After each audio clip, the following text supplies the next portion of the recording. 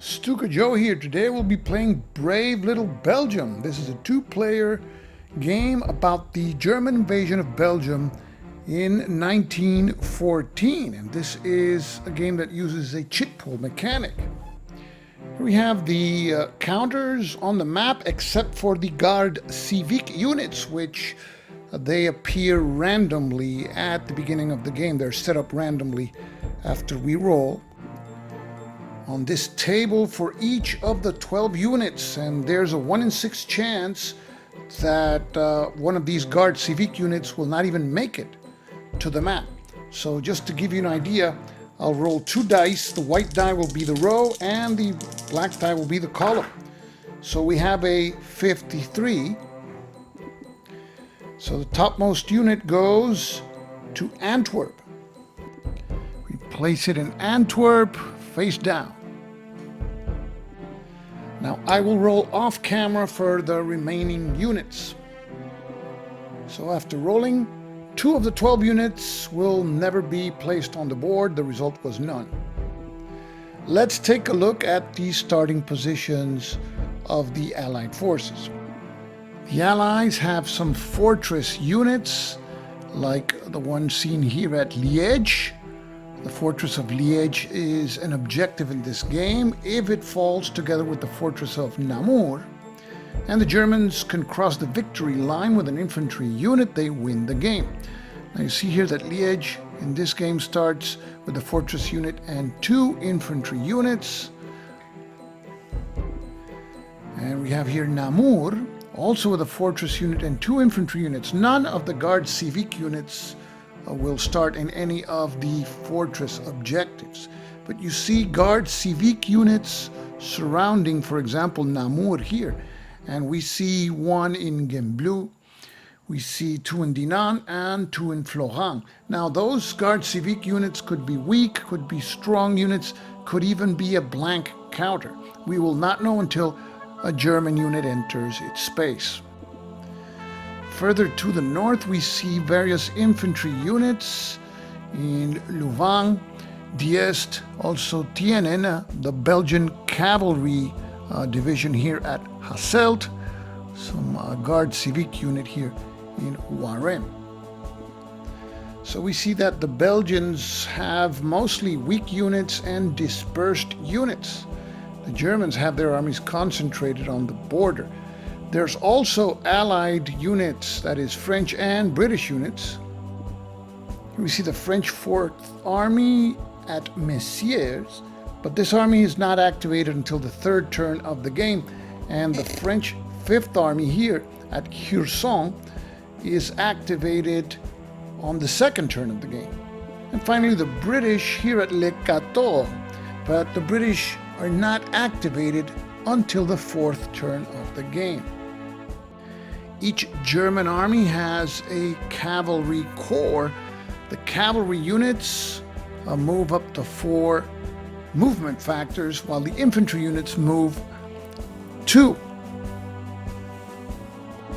Each side has an event chit, forced marched, which allows the activated unit to have 1 additional movement factor. This is a chit pool system, and there are 3 turn end chits, and when you draw the 3rd, the turn ends unless a German army has not been activated yet. That army may move, but at a certain risk. Now the Belgians here have their activation marker, and each one of the 3 starting German armies, the 1st, 2nd, and 3rd. Now there are event chits in this game. The Zeppelins event gives the German 1 added to the dice that they roll on attack. The Big Bertha event allows the German to decrease the strength of fortresses and also to participate in counter battery fire when those fortresses fire at the Germans. And we have the Forced March event, which both sides have, which increases the activated unit's movement allowance by 1. And finally, the Sabotage event, which decreases the movement factor of a German activated unit by 1. Now we will place all of these chits in the cup, and we're ready to begin. So we draw the first chit. The German Zeppelin event, so any unit activated afterwards may take advantage of this chit. We draw the next chit.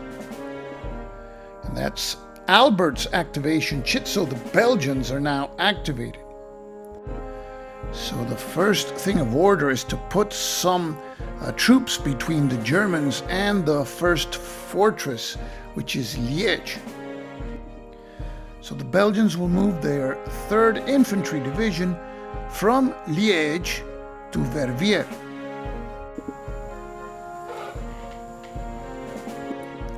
And their 5th Infantry Division at Diest will move through Hasselt to Tongeren.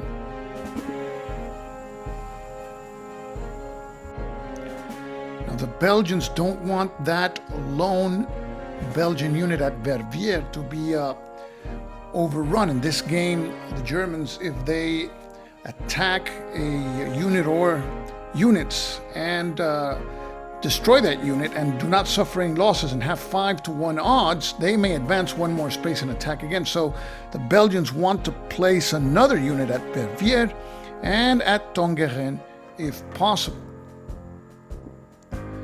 Let's take a look at which units can reach Tongeren. Guard Civic units cannot move. So the Belgians will move their 24th Brigade here at Louvain through Tienen and into Tongeren.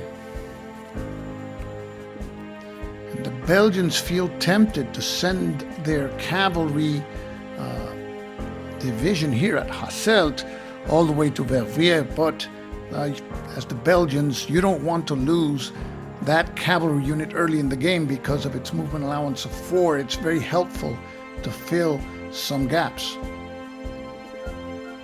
So we look further to the west, and the Belgians will send their 15th Brigade at Namur through Huy and into Liège. The Belgians will also march their 4th Division from Tienen through Warem, also to Liège. And stacking limits are 8. In this game, 8 units of the fortresses count as a number of units equal to their highest strength, irrespective of the fortress's losses. So the Belgians could stack one more unit at Liège. The Belgians have their 1st Division here at Louvain. It could reach Warem, or it could reach, if sent in the direction of Namur, it could reach Gembloux. And the Belgians decide to send it to Warem.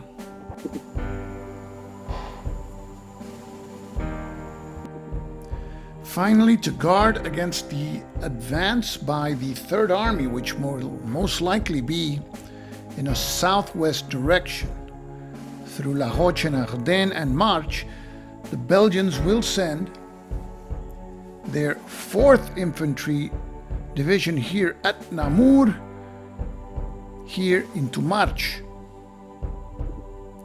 And the Belgians have moved all their mobile units, and they are leaving Namur pretty much unguarded, but the Germans can't reach Namur right now in the early stages. So the Belgians are counting that in next turn the French 5th Army will force march in the direction of Namur.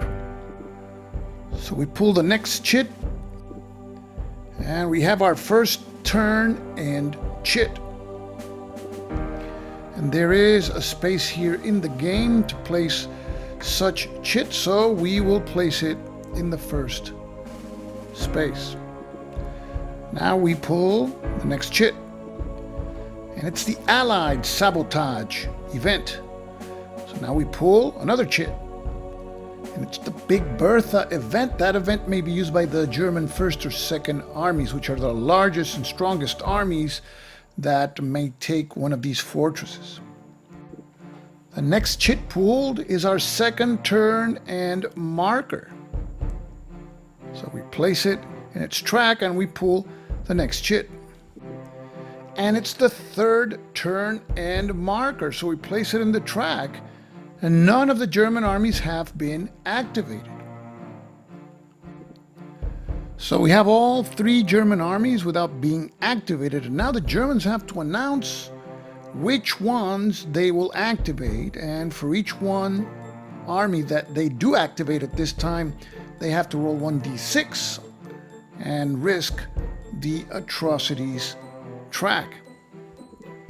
We have the atrocities track for each German army that will be activated. We have to roll 1d6. On a 1, 2, or 3, that German army is activated and nothing else. But on a 4, 5, or 6, the German army will be activated, but an atrocity has occurred, and we keep track of atrocities here.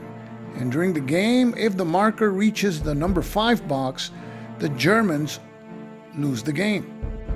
So for now, it appears that the Germans have the worst of both worlds. Why? Because the Belgians moved before them and have placed some bodies between the Germans and Liège. So the Germans have an option of going south. Also note that their force-marched event was not pooled, so they don't have recourse to that. Moving south is kind of risky because you have these difficult lines of communication that are going to slow down movement. So if the Germans want to activate all three armies, they have to roll for all three, and that's a big risk. So the Germans will not try to activate the third army, but will try to activate the first and second armies. So we roll 1d6 for each. On a 1, 2, 3, they're activated with nothing else. On a 4, 5, or 6, they're activated, but an atrocity has occurred. And the first army rolled a 6, so the atrocities marker is now at 1. Now we roll for the second army. And the roll is a 4, another atrocity. So both German first and second armies are activated, but the atrocity marker is at 2 very early in the game.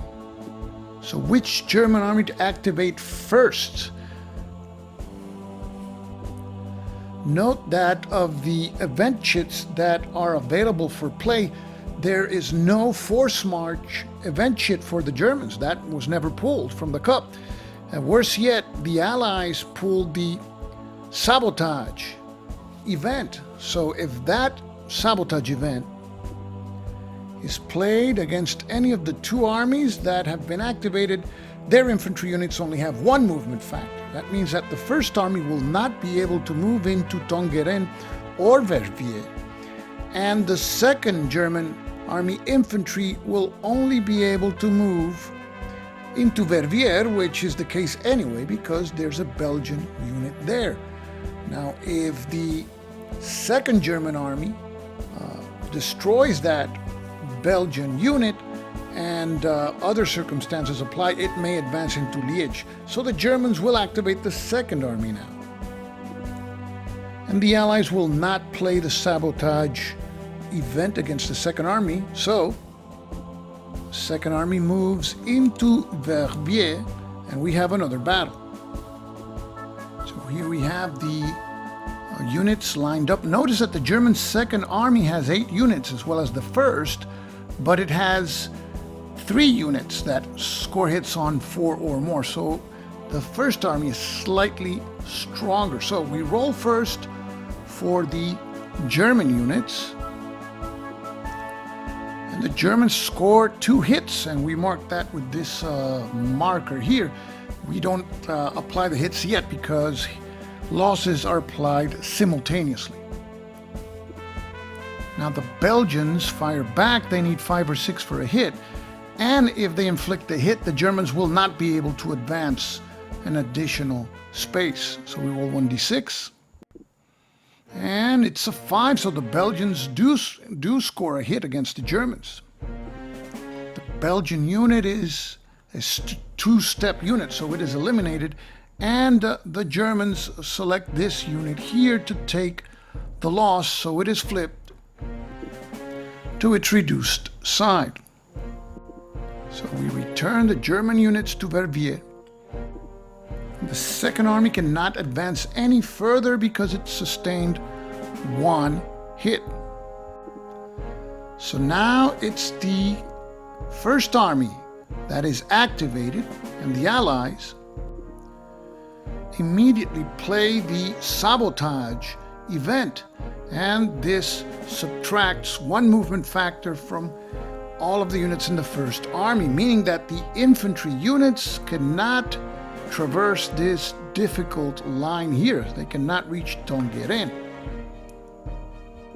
And the Germans decide that they will leave their cavalry corps here at Aachen and move the rest of the army into Eupen. And that concludes the First Army's activation.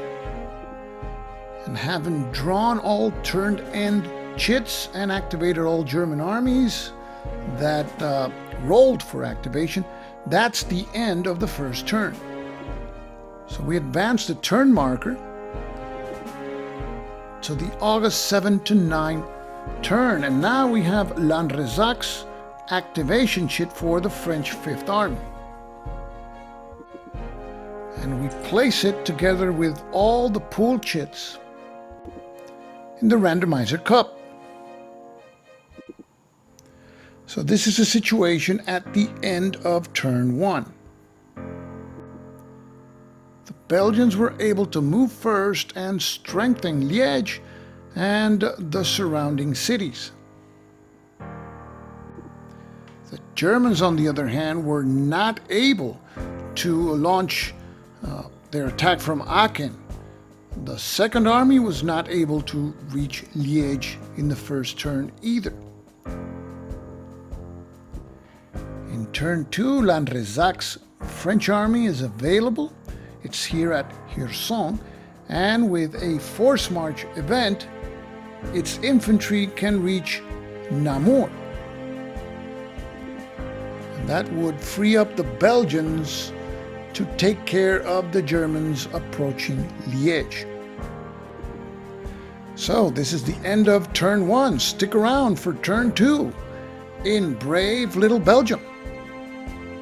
This is Stuka Joe signing off for now.